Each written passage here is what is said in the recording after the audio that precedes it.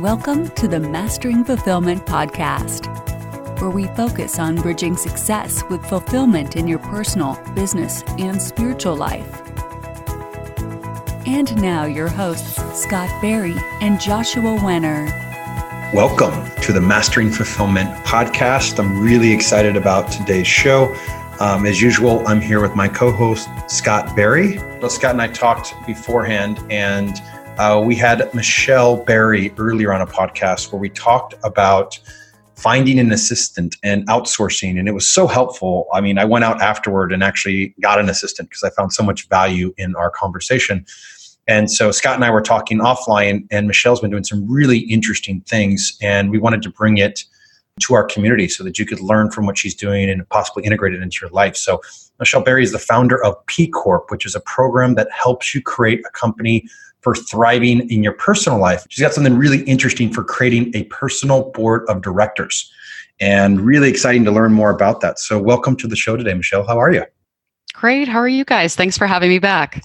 Yeah, we're doing really good, and we're really excited about today's call. And so just to kind of kick things off, I'm curious, like where maybe just kind of back up a little bit on for everybody and maybe walk them through where this whole vision came from and how you got this concept initially. I have always been someone who has been very focused on personal and professional development and always looking at opportunities just to be a better version of myself and to constantly be growing and stretching. And I've always loved having mentors and coaches, and I've definitely been involved in a lot of masterminds. And for just kind of looking at every year, right? Looking at my goals for the year. And I was looking at the season of my life and really wanting to birth a new company, which you mentioned earlier, P Corp, and thought, gosh, what kinds of support and community could I bring into the fold of this new season of my life, especially as I'm kind of birthing this baby. And so I thought, gosh, what could be even beyond my coaches and masterminds? And they've all been incredible. And I still, of course, have those resources in my life, but I thought, what could be even more powerful? I thought about creating a personal board of advisors. What's been amazing is that just really brought together this group of badass women who are all playing a much bigger game than I am, who I'm constantly inspired by, and who are true trusted advisors in my life kind of individually. But I thought, gosh, what if I could bring them together as a whole and just really partner with them and get them to advise me and help me with thriving in all areas of my life, not just this birthing of my new company. So that's kind of how it started. I call them my personal dream team. And they've been just really, I've got a lawyer and a doctor, a CEO, a VC, an angel investor, a real estate agent, and a marketing director. I trust these women implicitly. Yeah, I do a lot of work in business, and when you're building a company, a lot of times you're looking to build either a board of advisors or a board of directors. And I love this concept because, I can really see how we just don't do it for ourselves personally. It makes sense. We put it in business for a reason, and board of directors reasons are to manage risk and to create more value. And it makes a lot of sense. You have the right personal board of advisors on board to help you probably do the same two things. Is like, how do I maximize the value of who I am and what are my gifts to the world? And how do I minimize my risk from a number of different areas? So I'm just curious, when you were picking that team of people, because when we were getting ready for this call, I was thinking about it. I may have a different group of people that I reach out to as close friends than I may want as a personal board of advisors. So I'm curious, how did you enroll these people? Or were they already your group of friends? Or did you actually consciously map out a plan to say, wait a second, who would be the best possible people for me to do this? And did you go out and make those relationships, or how did that unfold? These were women that were already dear friends in my life. I went through a very deep reflective process when choosing them. I thought, okay, who would I actually trust with my life? Who do I know that always has my back no matter what? And I really wanted to go through a very thoughtful process because I wanted to respect their time as as well, because this was something, I mean, it's a commitment, something that I was asking for them to get involved in. Just like we all have such crazy, busy, full lives. Actually, I think every single woman on my board is also a parent, a mother. And so, of course, their life is full. I asked some specific questions to myself and then thought through the people in my life that I knew that would meet that criteria. And I think it's fun to think about others who maybe aren't necessarily in your trusted friendship circle, but who would be interested in, let's say they really support what your mission and vision is in life and what you stand for, who could potentially come into this as well. In my case, I thought, okay, here's some questions I could ask. Who would I trust as my executor of state? And if you think about that, I mean, sometimes we don't even trust our own family members. And I also asked, who would challenge me and really challenge the status quo? Of course, I have friendships who we're dear friends, but they don't necessarily challenge me if they see that I may be acting incongruently, or maybe there is an area of improvement that I could be pursuing in my life. Whereas these women that I chose definitely are willing to speak up because they love me that dearly and want the best for me.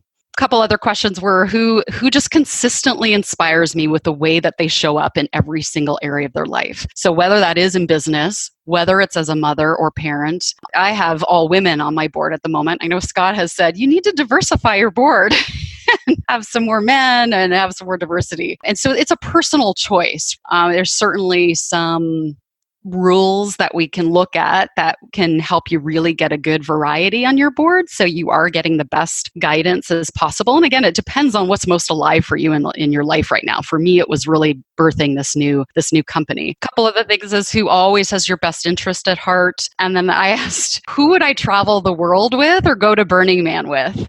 And as you guys know, it's not always easy to travel with everyone. It's certainly Burning Man has its own elements, but if you can really travel with someone under those conditions, that speaks volumes for the friendship as well.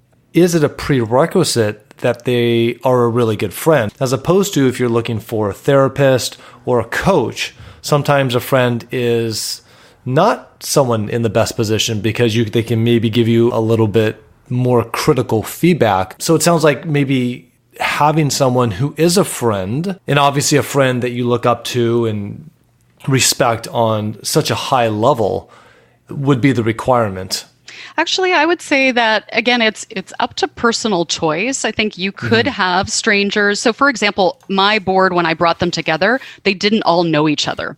And so there was that dynamic of them, really meeting each other for the first time. Plus, they're coming together to support me. So, for example, I hosted a board retreat, which I can talk about a little bit later. But I think that there is tremendous value in having people who maybe aren't your friends as well. So again, it kind of depends on what's most important in your life at that time, right? So if you wanted to reselect your board every year, you could do that. Or if you keep your same board over a good chunk of your lifetime, you can certainly do that too. But think about, so I guess, yeah, you could think through having a politician or a monk or a shaman or an Olympic coach, or it's up to you if you wanted to really enroll and really ask others in the community who maybe you didn't know as well to be on your personal board. It's interesting how people kind of react, that it's an honor actually to be on a board. And in some cases, you can pay people to be on. Now, I'm not paying my board. They are generously donating their time and their energy and their resources to being on my board. And because I asked them in such a formal way, I wrote them beautiful letters, talked about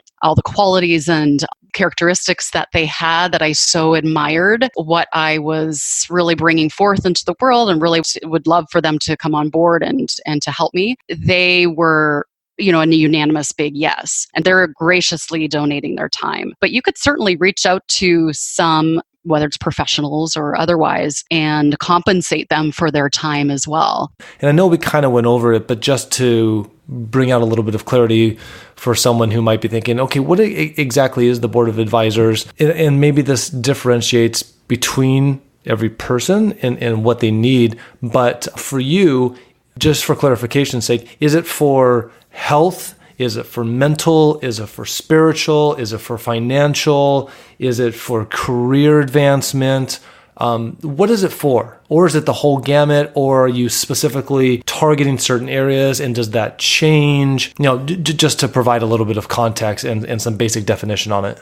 Yeah, sure. So the way that I use my board is around holistic life planning. I focus on 12 domains under that umbrella, but again, it can be customized to you. I look at what's my mission and vision and my core values. I look at my relationship plan, health plan, leisure plan, right, or entertainment, my wealth goals and plan, career, education, contribution, and even all the way to transition, even making sure that I'm considering what are some of, like, for example, looking at writing my will and testament, making sure that those pieces are in place and having my board hold me accountable to making sure that is in place. Those are the main domains that I focus on. And I can give you a couple examples of how I've used my board in a couple of those areas if you'd like. Yeah, I think that to me, that's really helpful. I was going to the same place of like, okay, now I'm understanding the concept. I'm seeing how it could be used. And then I'm curious too, like, how did you use it and what were the benefits of putting it in place? Because I see where the concept comes from. I can get it. But what happened after you put it together, and what have you seen as the value that came from this? One of the ways was when I was looking for a new position in the Bay Area, but it is crazy competitive and finding a new position, especially in the tech industry. A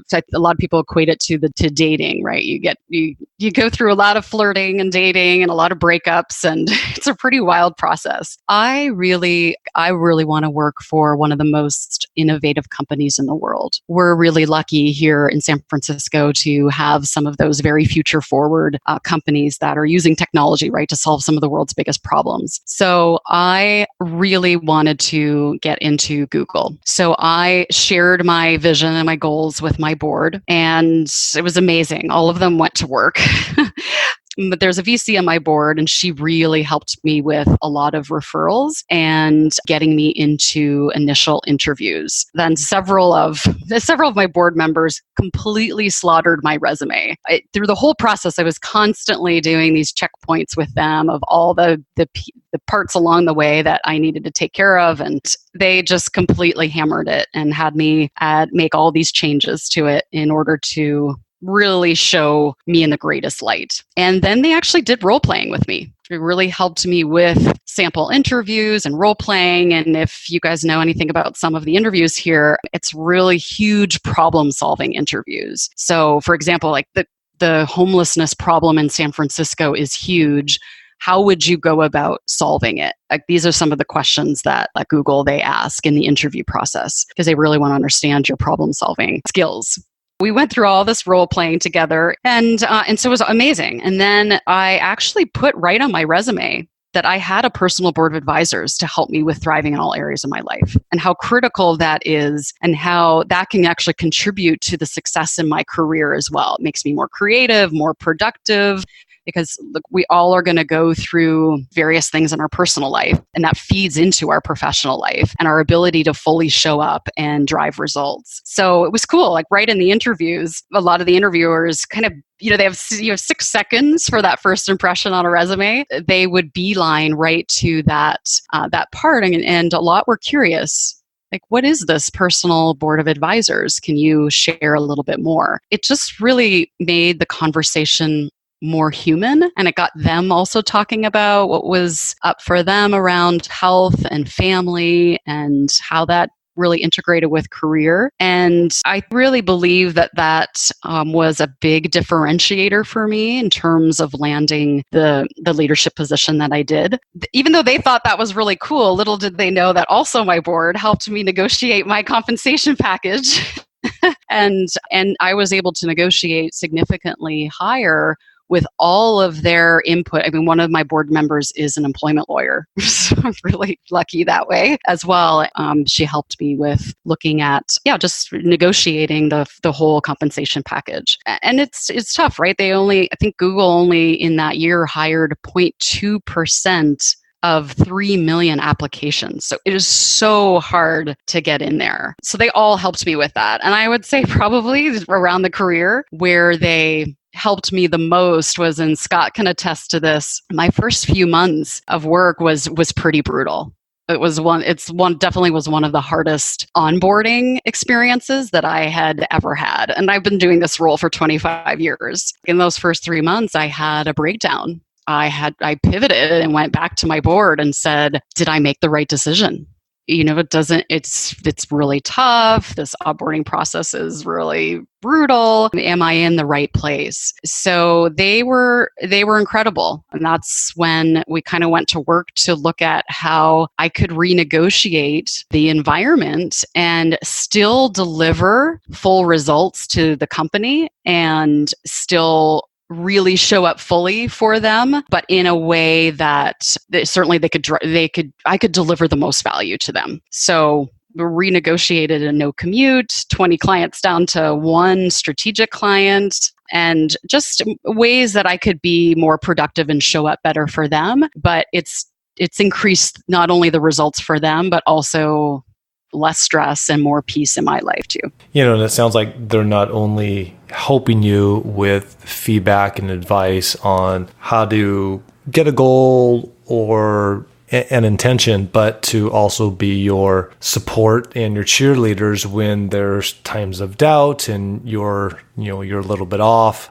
So it sounds like it's your board of cheerleaders, as you kind of mentioned it before, to really keep the morale and support there in kind of this holistic manner. And, as you're talking, I'm thinking about, who are my top people. And of course it's friends, and, Josh is, a pivotal influence on me in certain areas of my life, and, family. Like my dad was a really big point of contact for so long. And to be honest, since he's only been gone a few months, I'm still kind of scrambling a little bit to find out who that person is, and having a personal board of advisors would actually really help me with that. And I also think too that we've mentioned this before on the podcast, that as we move into marriages and to, long-term personal relationships, that we put a lot of these decisions into one person, our spouse or significant other. And sometimes it's really nice to not have to put all that pressure and all that weight on one specific person, to be able to have an outside influence sphere, right? Because I'm not on your board.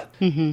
As your husband, you have this other set of cheerleaders, which I really love. And, as you're talking, I'm thinking about like, wow, how am I going to create mine, or how would I put together that team for me? Because it's nice to kind of almost have your diversification. Yeah, absolutely. Well, I think if you look back to what are the most critical decisions that we've ever made in our life, like there's kind of a standard of what are the most important decisions that we'll ever make. And typically we just have this. It's usually our parents. It's maybe our friends that are in that local area. It's maybe our professors, right, at school. But there's big decisions, right? Like, where should we live? Who should we marry? Should we have children or not? If you think in business, you have an ideal client profile, but what about an ideal friendship profile? Right. So there's a really critical decisions that we make. And, they say we're the average of the 5 people that we spend the most time with. This is just another way to create a really beautiful, powerful community that help you in all these different areas. Beautiful. Do you want to explain a little bit about the logistics of what that actually looks like? How often you meet? What is their time commitment? Things like that. How do you guys communicate? Are you guys always in the same location? Or are you guys spread out through the whole U.S.? What does that look like? People on my board are all local to the Bay Area, but again, their schedules are pretty crazy. But the commitment, and when I had invited them to be a part of this, wrote them letters, actually sent them a package in the mail, and then had one-on-one dinners with each of them. And then I shared with them what the responsibilities would be, and if they were up for that. We have 4 face-to-face board meetings per year. So that's once a quarter for 2 hours. And those are one-on-one. Then we have a joint text message WhatsApp group that is kind of unlimited access, where as things come up, then I'll ping them and say, hey, I've got this big critical work project. I need some advice. can you take a look at this? The understanding is that's unlimited throughout the year. And then I created a board retreat where I bring everybody together. The last one that we did was at this really amazing place called 1440 Multiversity. It's this great campus that's in the Redwoods. And they host a whole bunch of different workshops and courses and programs from various teachers. So I brought them all together for a weekend, and we basically, I presented my whole life plan and presented my goals with P Corp. And the way that I did that is I looked at all those areas, right? Career, health, wealth. And then I said, okay, what are my top 3 goals in each of these areas? Here are my top 3 challenges. Then here are my top 3 fears in some of these areas. Then it was this barrage of feedback and advice, sharing of ideas and resources and guidance. And what's cool is just the alchemy of the group as well, because when one would share an idea, another would feed off of the other. And I've been in masterminds before, and those are amazing, and you're all there to support each other. But there's a different dynamic about this where they're all there devoted to your well-being and your highest. And then they got to know each other as part of that as well. They've really formed a peer network as a result of being there for me too. So kind of each quarter I update them on how I'm doing with the plan to address the fears and the challenges and the goals in each of those areas. And they continue to give me feedback. So it's kind of the ultimate accountability. I've had great accountability from coaches and masterminds before, but there's something, it's like I don't want to let them down because they're so dedicated to helping and really devoting so much of their time that I don't want to, 1, let myself down, and 2, also don't want to let them down. So it's really phenomenal accountability. Yeah. And I'll just add one thing, and because I have a little bit of insight knowledge based on your experience, the feedback that I've actually gotten from your board or individual members is like the amount of deep-hearted gratification that they get from doing this process, and from at least what I've witnessed and the feedback that I've gotten, that it isn't just, these women who are on your board are showing up just to play a role or do a job. They're doing that, yet they are personally getting such amazing feedback and inspiration. Like they are lit up. Like every single one of them, at least what I've witnessed, seems to be on a very deep, genuine level, just completely lit up and inspired by helping you, which is so ironic because you would think it's like, oh yeah, they're doing something really nice and they're helping me. But it's like they're personally getting such immense benefit from being on your board. So it's this beautiful synergistic win-win throughout the process. At least that's what I've noticed. Thank you for sharing that. I think it's sort of a different opportunity for mentorship and for leadership. And I've actually seen now some partnerships that are starting to form amongst them. And so you can't always write a script, of course, of how this will unfold, but I'm seeing them form friendships. I'm seeing them form business partnerships amongst each other. And so it's sort of this really cool ripple effect that's happening by almost kind of creating this peer network that initially is a board of advisors supporting me that's now turned into sort of this, different peer group amongst themselves. Yeah, I could see how I know that happens a lot on boards on the business side as well. A lot of times it's the relationships, it's the contact. So as you're talking through this, I was also looking at it. I imagine a part of them feeling fulfilled is also your ability to, it sounds like you really spend a lot of time really letting them know how appreciative and grateful you are. It's just those feeling into it. So it sounds like one thing I'm understanding as you're talking through this is that's probably one of the really big key features in this is, doing the time to really pick somebody, really doing the work is what I'm hearing from you, like actively participating, taking their advice and listening to it. And then also being very communicative so they get to see that transformation and be a part of it. Just like understanding, because again, at first, I think sometimes even boards, they're getting money, they're getting relationships, they're getting contacts and some of these additional things. But if they can be part of transformation, it sounds like that's a piece that feels very gratifying to their soul. I'm guessing is that kind of what I'm hearing with it. Absolutely. At least that's the feeling that I'm getting. Again, because I'm going into this with such deep respect for the fact that they're willing to be a part of this. And I'm putting this sort of formality around it and showing them that I'm deeply devoted to, someone said to me, gosh, the greatest gift someone can give is actually, like, especially from a board member, is taking their advice and actually applying it and actually implementing it. And I'm continuously looking for ways to show that I'm grateful. And, for example, like hosting the board retreat, I sponsored that, and it was in a beautiful location. It was overnight stay. So it created a really luxurious and fun and vivacious experience around all of that for them too. They're like, wow, this is really creative. This is really intriguing and sexy and interesting. And I think even to the point of inspiring them to create a board as well. I can definitely attest that even working with my mentee, obviously it's not a requirement. And I think this even goes into even any kind of coaching or mentoring, that whoever you're working with, if they are taking, maybe not doing exactly what you're asking them to do, but taking some of the feedback from the conversations and really making an effort to integrate it into their life. It's a very gratifying feeling, and it's one of those things that I think help motivate you as a board of advisors, as a coach, as a mentor, whatever it happens to be, to continue doing that kind of work. Who would you say are the best candidates for a personal board of advisors? And, is it is it kind of like a specialty person, a high up professional, or is this something that almost anybody can implement?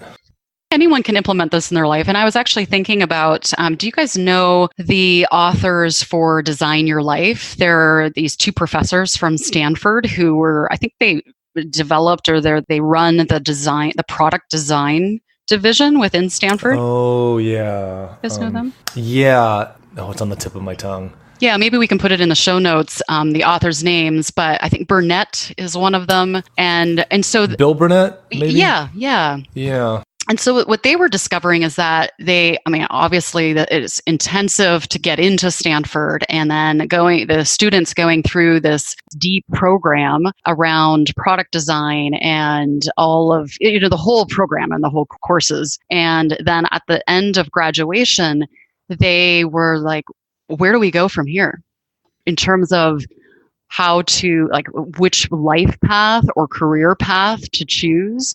And, we kind of, a lot of times we put our eggs all in one basket of, oh, it's got to be this certain company. It's got to have these parameters. And there's so much pressure on transitioning from school to whatever that career might be. So they created this whole new life design program within the school of really trying to help the students through that process to get clear on where their passions were, how to really choose. And in some cases, I think they were suggesting try out a few different apprenticeships or test, because sometimes the students would, do I go right into a full-blown career, or do I travel the world for a year, or do I do work for a foundation and do some volunteer work overseas? And so I think what they were suggesting is really giving them some tools to help them figure that out, and to also be open to testing out a few ideas, to seeing what you really love. So I think that this has a lot of applicability to students. And if you're, whether you're trying to get into a specific school, or if you're coming upon graduation and you have to take that next step, having a board of advisors or having this team of resources who could come together where you can share, okay, here's where I've come, here's where I'm at, and here's where I think I want to go. Can you help with guiding me on maybe asking good questions, giving me visibility to what are the opportunities and the options out there for me? So I think it really could apply in that way as well. It seems like, what would you say just from the way you did it? It sounds like you took each of them to dinner to touch base. You hosted a weekend. What would you say? And again, I imagine it varies. Somebody could do it very simple to probably very extravagant. What would you say the range somebody might spend just to support the system on the person who's creating that personal board would be? And again, it doesn't have to be necessarily money or doing a weekend, or it can be, or it sounds like it could kind of range, but part of that's feeling really appreciated, letting them know that they're appreciated. I'm just curious, like maybe the range of of supporting the people that are supporting the board.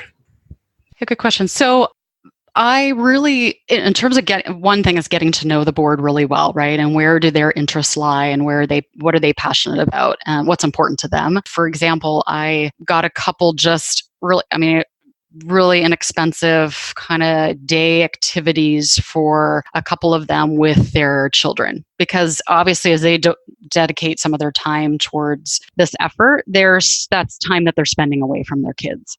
There's another one, and I did a spa day, but it doesn't have to, it can definitely span the range of costs. I think as long as you're just showing respect for their time, they won't necessarily. So it's, I guess, figuring out what matters to them, right? What interests them, and tailoring. Like for your existing clients, for example, when you're doing a client appreciation thing for them, it probably spans a range. Like you could give them a free book if you really know, oh my gosh, I just read this amazing book that I totally loved, and you know that some of the content in it is very specific to the, what your client is interested in. So that's a really inexpensive but very thoughtful gift, especially if you put a personal note around that. So that can be something that you can share with your board as an example.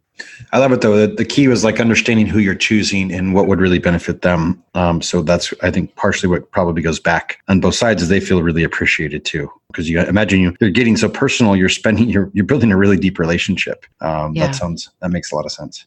Yeah. So I guess for you guys, like for you, Josh, I know you're a coach yourself and love the personal and professional development world. In terms of bringing a personal board together, what kind of comes up for you, or can you envision like a few of the people you already have in your life who are kind of your go-to advisors in different areas? Like imagine bringing them together, you sharing, hey, this is what's really here's my life plan for the next 6 months, and getting their feedback. Just curious, what kind of comes up for you? Yeah, for me, actually, it's personally, it's an area I struggle with because I know I struggle with asking for help. So one of the areas that I've been working on a lot. So to me, when I'm hearing it, I hear the amazingness of having the right team and board. I'm doing a lot of work on myself now and valuing myself. And so I think that's what comes up. I tend to have a couple of close-knit friends, but I don't necessarily reach out as much to other people outside of that. And I'd say most of the people that I'm closest with are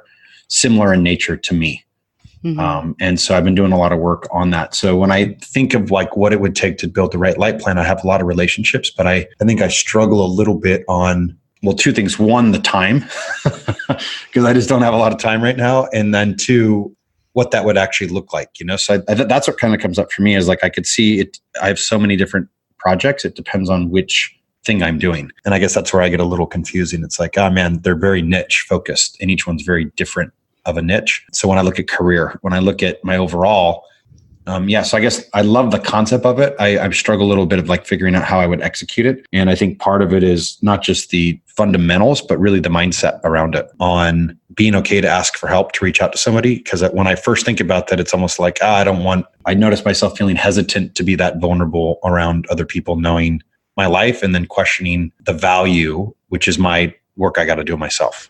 Does that make sense? Yeah. That's what kind of comes up for me is the people that are already my friends already know, and the ones that would probably help me get to the next area, I'd have to do some work on myself to get to that next piece to feel comfortable enough to do it, which is getting comfortable asking for help. Because that's really, to me, they're getting value, but I feel like they're getting value working on me, which right now feels really uncomfortable. Right. Yeah. So that's, I think, maybe a good question then to reframe it is what's the mindset? How are you choosing to look at that piece of it in a way that's empowering? Might be another helpful question to help me unpack your viewpoint or your lens or your mindset around that piece. I've heard a statistic that of all the teachings and coaching and information that's shared, especially around teachings, right? That only 5% of that information ever gets really applied to our life. So if for me, the deep why behind this and what really helps me with my mindset is thinking about, because I've done coaching programs where they don't really hold me accountable. And so I hear the teachings, I get great information, and then I don't do anything with it. So for me, because the accountability is so rich in this, and it's to your point, it is raw and it's very real and it's very vulnerable, and sometimes it's not very super easy and it can be difficult because you're really showing them all sides, right, to you. But for me anyway, when I'm healthier, the world is healthier. And when I have my finances in order, then that contributes to reducing like our global debt, right? So there's every single decision and every single way that I grow, I feel has an impact on positivity with the world. And so for me, that's part of, I really see, because there is so much great teaching out there that we kind of never do anything with. And so in this case, I feel like I'm achieving my goals much faster, and my board is really pushing me to a higher level. And I feel that at the individual level, that when I'm getting those pieces in place, I'm contributing to my local community and to the world as a whole. So that helps me around mindset. Yeah, and that helps understand. It sounds like the primary thing is the accountability is one big piece of it on the leverage tool. And so I think that's what I'm getting at. It's like, I think it's finding what is the leverage is kind of what I'm distilling down to, tying it back to fulfillment. What's the leverage to creating a more fulfilling life and tying in the right relationships that can help you achieve that? It sounds like is a piece of it. Because I look at some of the things that I'm doing, I'm strong in some areas, and then the areas that I think I'm weak at all have to revolve around asking others for help. So it's definitely something I'm working on now. And I've been kind of this lone wolf for most of my life, like, I just got to do it myself, which had stopped me around team, which just stopped me around a lot of things. So it's definitely an area that I'm seeing more value to and finding ways around collaboration. And so I could definitely see where the accountability can make a big step. But it sounds like it probably one of the first steps is really kind of creating a vision, another vision, right? Like, where do I want to be in the next 5 years or 10 years? And who would be really critical people in those areas to, one, provide the insights to help with that landscape, but also, as you were talking, it seems like if you have specialized people in different areas, they probably also get the learning from each other that they might need help with. So somebody that's really helping on the relationship level, maybe the other people on the board also need help around relationship, or somebody that's helping on the financial level, the other people in the group could use a little bit more refinement around financial. Or it's also something I was getting is maybe potentially an additional value. Because I was thinking about it when you talked, and if I usually want somebody's help, I usually go help them. Totally, yeah. Wired, I'm like, oh, what do you need? I want to go be around you. So I'm going to do something to add value to your life so I can spend time around you. And it works effectively. But I'm seeing this as like, a couple of those people, like I was thinking about, are mentors. How could I find a way, maybe if there was, 3 or 4 other mentors that they could find a lot of benefit from as well? It starts to kind of be a win-win across the board. And again, I think part of it's feeling more empowered about the self, which is definitely work I'm doing. And part of it's doing work around value with each other. So I think that's really interesting. Yeah. And I think maybe even if you're to choose one area, right, and to keep it a little bit more informal to start, that can work really beautifully as well. So you have to kind of find what works for you. And I know you're such a giver. And so I hear you on being able to receive then that kind of support in return. But yeah, you can just start simple and maybe even just start with one area and test it out and try it out. What was cool is that it's kind of turned into kind of creating community. And my sisters, for example, my family, we all live in different places. I grew up in Canada, and I have a sister who still lives up there, a brother, another sister lives in DC. Like, we all live in different parts of the world, and we don't get to see each other very often. So we don't any longer kind of have all the generations, right, living under one roof. So you talk about the lone wolf. So it's started to kind of turn into this way of forming community. It was really cool. I recently read National Geographic came out with an article about all the blue zones, the areas in the world where they have the highest concentration of people who live to be 100 years old or older. Yeah. And yeah, they did these studies. The big thing was around one of the biggest reasons or ingredients to longevity was around community.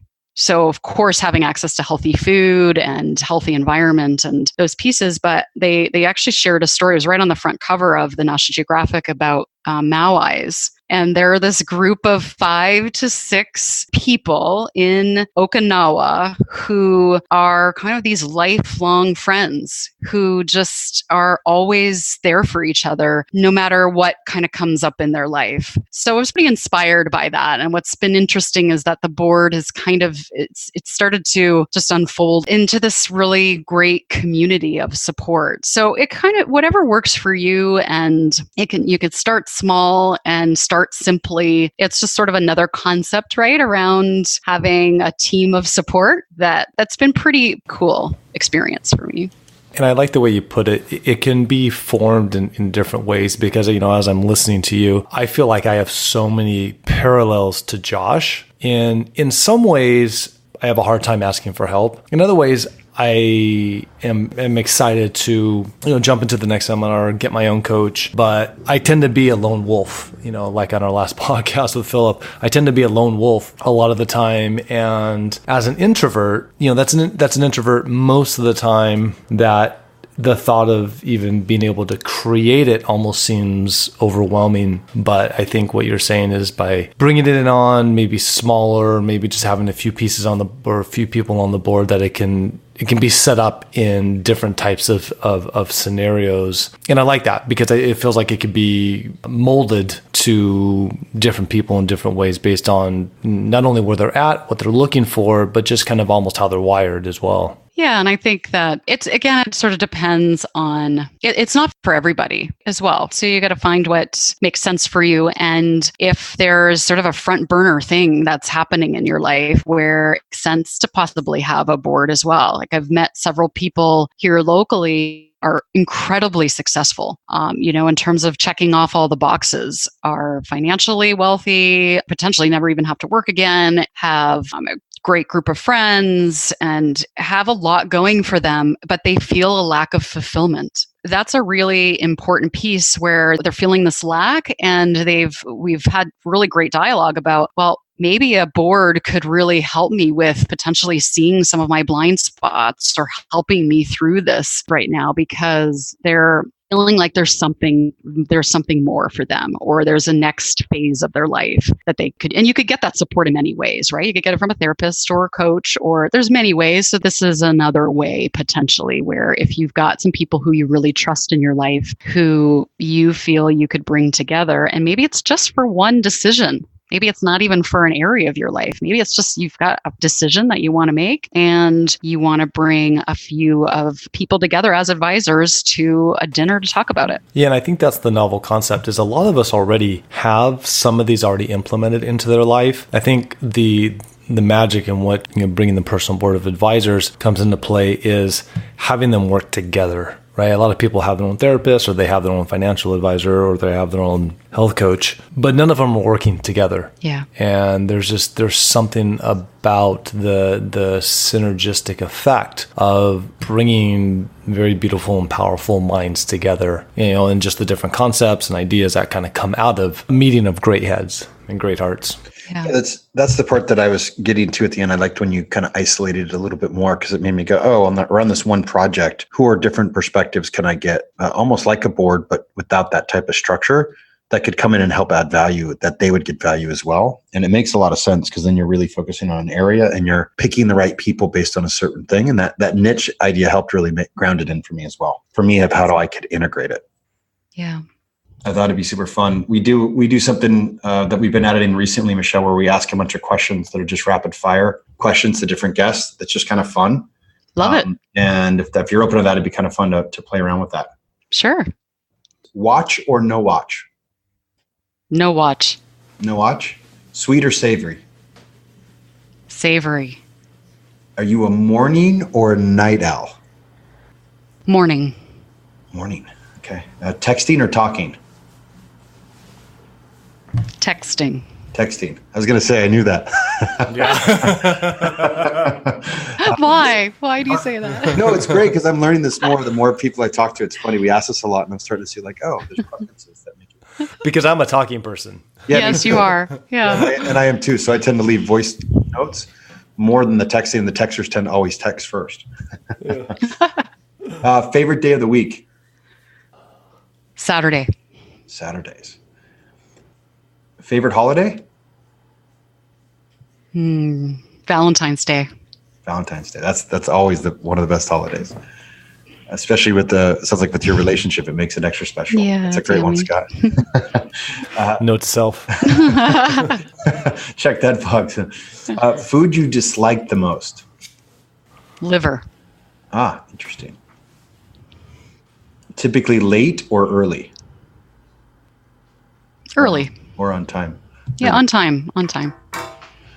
What age do you want to retire at? I don't plan on retiring with my new birthing of this new business. Awesome. I want to keep it going forever. Love it. Dog or cat person? Oh, I have to say cat because of our little Sphinxies. I love dogs too. I'm just such an animal lover. I have to say cat now. Or I'm hearing from you both. I love them both. Yeah. That's good. Love or hate black licorice? Hate. Scott loves it. What's your favorite thing in your closet right now? Oh, I have a whole collection of new amazing dresses. I have a fabulous kaftan dress. It's a goddess style kaftan with the long flowing sleeves, and it's really beautiful. I got it for my trip to Greece. Sounds amazing. Sounds like a really beautiful dress. Best piece of advice you've received, or one that you can think of recently? Because I know you've gotten a lot of. Implementation and imperfection. Meaning perfection can actually be really selfish. Share your gifts. Be out there, be there for people, even when it's imperfect, because it's one of the least selfish things you can do for others. I love that. What's your biggest pet peeve? MLMs. That's awesome.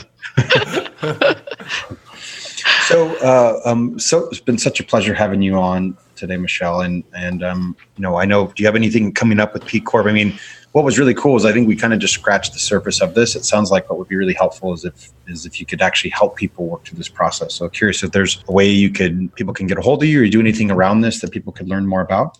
Yeah, definitely. They can go to my website, which is pcorps.com, Pcorps with an S. And even better, if listeners are in the Bay Area, I am hosting a workshop on September 19th. In San Francisco. It's all about how to create your own personal dream team or your own personal board of advisors. And it's going to be really fun. My board will be there. They're actually going to be on a panel and sharing about their experiences of being on the board. And it's going to be just really engaging. We're going to do exercises around a game of life, how to select your board. We're going to do some life planning. And the one thing I'm asking people to bring is their bucket list, because we're really going to dig in and almost kind of use the room as a one big boardroom and board meeting. And we're really going to look at the things that are on your bucket list and how do we bring those to light even faster than you would have imagined. So yeah, I'm hosting a workshop, a live one. It's at this beautiful place, Merchants Exchange Club in San Francisco on September 19th. So if you guys want to throw the invitation in the show notes where people can get more info, that would be awesome. Yeah, we'd love to. That sounds like an amazing event. Sounds awesome. Thank you. Thank you so much for sharing this passion. Obviously I have a lot of insight because we've kind of talked about this extensively, but just what I've seen through this process from you and just the amazing gifts that has been bestowed on not only your life, but the board's life, like I mentioned earlier, has just been, it literally has been just absolutely eye-openingly wonderful. So we will put the information, the dates, the location, where to buy tickets and all that stuff into the show notes. And of course, if you guys have any questions about this particular episode or questions for Michelle, you can reach us directly at podcast@masteringfulfillment.com, or you can go straight to the website at masteringfulfillment.com. But again, all of her information will be there, and I'm sure she'll be happy to get back to anybody that reaches out. So Michelle, thank you again so much for sharing your gifts. As always, we love having you on the podcast. And actually, the outsourcing episode was one of our most popular and most talked about feedback shows. So it's great to have you on the show again. Thank you both for having me on. It's a pleasure.